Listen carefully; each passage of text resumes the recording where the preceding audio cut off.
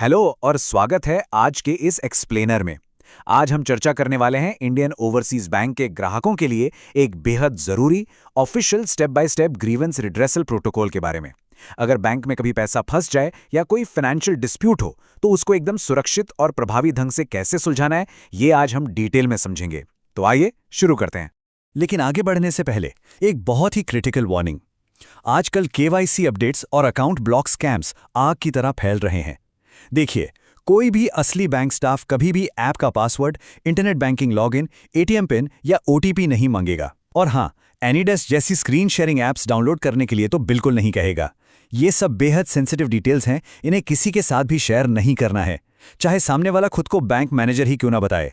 इस पूरे escalation process को हम इन 4 आसान लेवल्स में समझेंगे। पहला, कस्टमर सपोर्ट। दूसरा, इंटरनल एस्केलेशन। तीसरा, आरबीआई ओम्बड्समैन। और चौथा, लीगल एक्शन। एक परफेक्ट रेजोल्यूशन के लिए इन्हीं स्टेप्स को लाइन से फॉलो करना बहुत जरूरी है। तो सबसे पहले आता है लेवल 1 यानी कस्टमर सपोर्ट। किसी भी फेल्ड एटीएम विड्रॉल या ब्रांच के इश्यू के लिए कंप्लेन यहीं से शुरू होती है। इन कॉन्टैक्ट डिटेल्स को नोट कर लीजिए। मुख्य ईमेल एड्रेस है csd@iobnet.co.in। Toll free helpline numbers हैं 1800-890-4445 और दूसरा नंबर है 1800-425-4445। क्रेडिट कार्ड्स के किसी भी मैटर के लिए नंबर है 1800-425-7744 और इनका पोर्टल का यूआरएल है iob.bank.in। इसकी प्राइमरी प्रोसेस काफी सिंपल है। पहले स्टेप में standardised public grievance redress system portal पर जाना है, जिसका यूआरएल अभी बताया गया। दूसरे स्टेप में कंप्लेंट रजिस्टर करनी है और तीसरे स्टेप में करीब 7 से 10 वर्किंग डेज तक रेजोल्यूशन का वेट करना है। यहां सबसे इंपॉर्टेंट बात यह है कि इस पोर्टल से जो कंप्लेंट रेफरेंस नंबर मिलेगा ना, वो आगे के हर एस्केलेशन में जरूरत पड़ेगा, तो उसको बहुत ध्यान से संभाल कर रखना है। अब आते हैं लेवल 2 पर, इंटरनल एस्केलेशन। अगर पहले लेवल से 10 दिन बीत जाने के बाद भी तसल्ली बख्श जवाब ना मिले, तभी हम इस दूसरे लेवल को एक्टिवेट करते हैं। यहां सीधे प्रिंसिपल नोडल ऑफिसर से संपर्क किया जाता है। इनका ईमेल एड्रेस है gmcsd@iob.in और हेड ऑफिस का पूरा एड्रेस भी नोट कीजिए। Customer service department, 5th floor, annexure building, 763 Anna Salai, mount road, Chennai, Tamil Nadu 600002। यहां कोई फोन नंबर लागू नहीं है, कम्युनिकेशन सिर्फ लिखित रूप में ही करना है। इस स्टेप में अपील करते वक्त रजिस्टर्ड मोबाइल नंबर और अकाउंट नंबर तो देना ही है, पर याद से अपना लेवल 1 का कंप्लेंट रेफरेंस नंबर जरूर अटैच करना है। उसके बिना अपील आगे नहीं बढ़ेगी। नियमों के मुताबिक यहां से एक प्रॉपर तर्कसंगत समाधान आने की अधिकतम सीमा एग्जैक्टली 30 दिन होती है। और अगर वहां भी बात ना बने तो हम बढ़ते हैं लेवल 3 पर, रेगुलेटरी अथॉरिटी यानी कि आरबीआई ओम्बुड्समैन। अगर बैंक का इंटरनल ऑफिसर क्लेम को रिजेक्ट कर दे या 30 दिन का टाइम बिना किसी रेजोल्यूशन के निकल जाए, तब direct reserve bank of India का दरवाजा खटखटाया जाता है। इंटीग्रेटेड ओम्बुड्समैन स्कीम का हेल्पलाइन नंबर है 14440। ईमेल एड्रेस है crpc@rbi.org.in और इनका ऑफिशियल कंप्लेंट मैनेजमेंट पोर्टल है cms.rbi.org.in।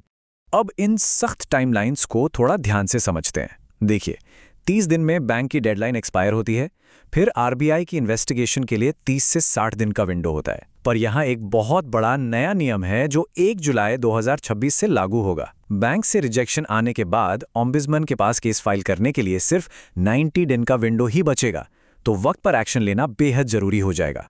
30 लाख रुपए, ये नंबर दिखाता है कि एक ओम्बड्समैन के पास सच में कितनी पावर होती है। अगर जांच में बैंक की गलती साबित हो जाती है तो एक्चुअल फाइनेंशियल लॉस को कवर करने के लिए 30 लाख रुपए तक का मुआवजा बिल्कुल दिलवाया जा सकता है। लेकिन बात वहीं पर खत्म नहीं होती। मेंटल हैरेसमेंट यानी मानसिक परेशानी के लिए भी अलग से 3 लाख रुपए तक का मुआवजा तय किया जा सकता है। ये इस बात का सबूत है कि बिना डरे इन नियामत चैनल्स के थ्रू आगे बढ़ना आखिर में कितना फायदेमंद साबित होता है। और अब आता है हमारा आखिरी कदम, लेवल 4, लीगल एक्शन। जब आर्थिक नुकसान बड़ा हो या पिछले सभी लेवल से बात ना बने, तब ये फाइनल कानूनी कदम उठाया जाता है। नेशनल कंज्यूमर हेल्पलाइन का सीधा नंबर है 1915। CPGRM's पोर्टल का URL है pgportal.gov.in और ई-जागृति पोर्टल जहां कंज्यूमर केस हैंडल होते हैं उसका URL है e-jagri.gov.in। कानूनी समय सीमा के मामले में बिल्कुल सख्ती है। जिस दिन कोई आर्थिक नुकसान या कॉज ऑफ एक्शन होता है उसे डे ज़ीरो मानते हैं। स्टैंडर्ड इंटरनल और रेगुलेटरी प्रोसेस में लगभग 1 साल निकल जाता है।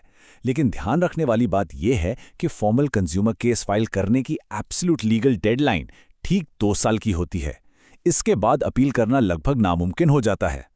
अंत में इस सिचुएशन पर थोड़ा गौर कीजिए। क्या बैंक एक फेल्ड IMPs ट्रांजैक्शन का पैसा वापस देने से साफ इनकार कर रहा है? यहां अपने हक के लिए पीछे हटने की कोई जरूरत नहीं है। अगर इस बताए गए एस्केलेशन टेम्पलेट का सही से इस्तेमाल किया जाए तो बड़े से बड़े सिस्टम को जवाबदेह बनाया जा सकता है। शिकायतों को स्ट्रक्चर्ड ढंग से उठाने पर इंसाफ जरूर मिलता है। बस जरूरत है इन रास्तों की जानकारी होने की। इन सभी रिसोर्सेज का सही इस्तेमाल करें, स्टेप बाय स्टेप आगे बढ़ें और पूरी तरह सुरक्षित रहें।